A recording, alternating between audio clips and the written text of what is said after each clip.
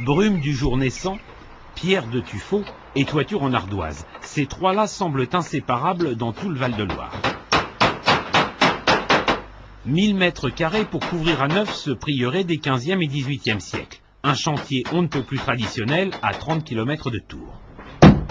Appuyées sur l'enclume, les ardoises sont retaillées une à une avec le tranchant du marteau de couvreur.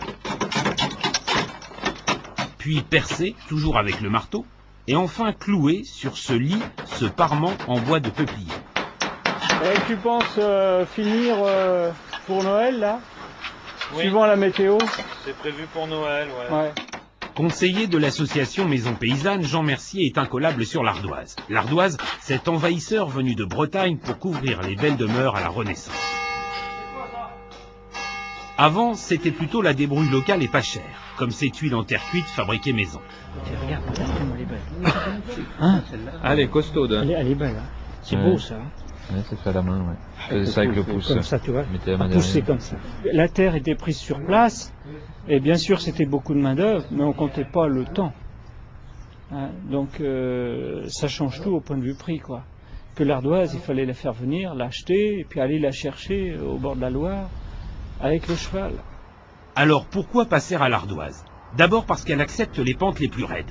Ensuite, elle était à l'époque plus étanche que la tuile. Et puis c'est la mode tout simplement. La marine de Loire, car le transport se fait par bateau, lui permettra même d'atteindre le château de Versailles. Jusqu'à la Première Guerre mondiale, l'ardoise française gagne des toitures. Depuis, c'est la descente aux enfers. On produit aujourd'hui 25 fois moins d'ardoises qu'il y a un siècle. À moins 180 mètres sous la commune de Trélazé, à côté d'Angers, voici la dernière mine industrielle d'ardoise en France. Un beau filon de cette roche, un schiste qui se fend comme un millefeuille, mais un filon de plus en plus difficile à exploiter. Les premières traces d'exploitation ardoisière, c'est le 11e, 12e siècle, hein, mais c'était en surface, c'était vraiment très artisanal. Mais l'exploitation avec des techniques minières, donc avec des puits et des galeries souterraines, ça date du début du XXe siècle, les années 20-30. On a commencé à creuser les puits puisque en surface, on n'avait plus d'ardoise disponible. De plus en plus cher à extraire donc, et avec beaucoup de pertes. Pensez, 100 tonnes abattues dans la mine ne donneront que 5 tonnes d'ardoise, après toutes ces opérations, à poser sur un toit.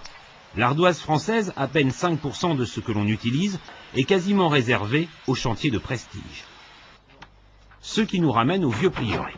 Ardoise d'Angers en belle épaisseur, épose clouée à l'ancienne, les communes propriétaires le mettent ainsi à l'abri pour au moins 100 ans.